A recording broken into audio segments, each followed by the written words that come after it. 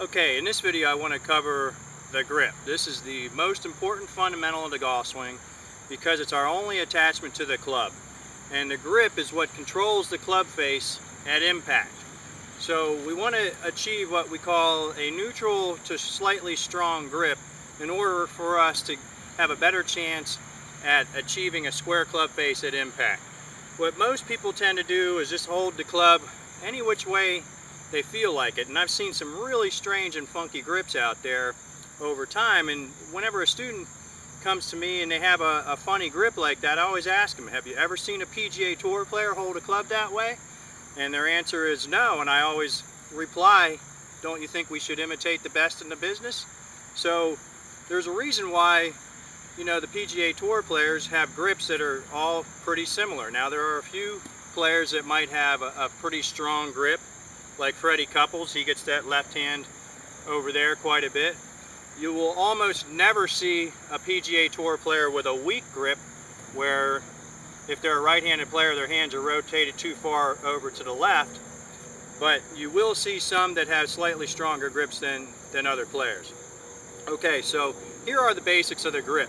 With your left hand, and if you're a right-handed player, this is how you want to do it. Left-handed players, just start with your right hand.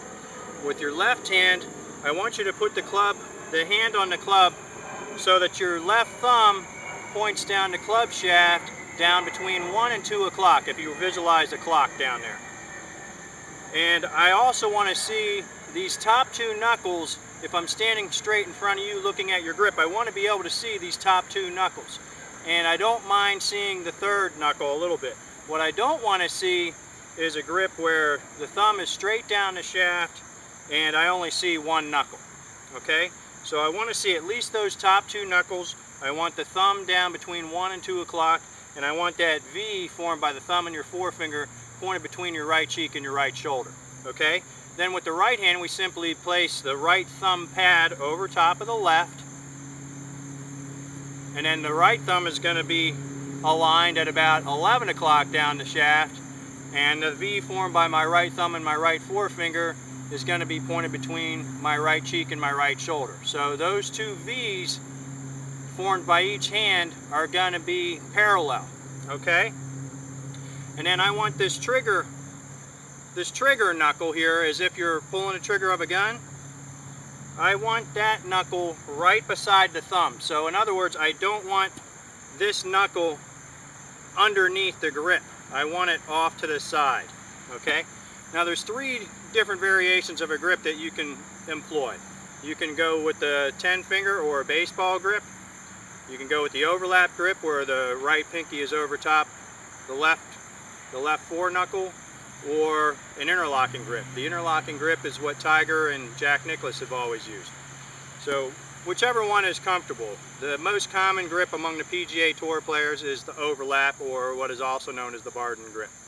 Okay, so you want to make sure that you get the grip basics very solid and make that fundamentally sound, because this is what will allow you to achieve greater consistency in the long run.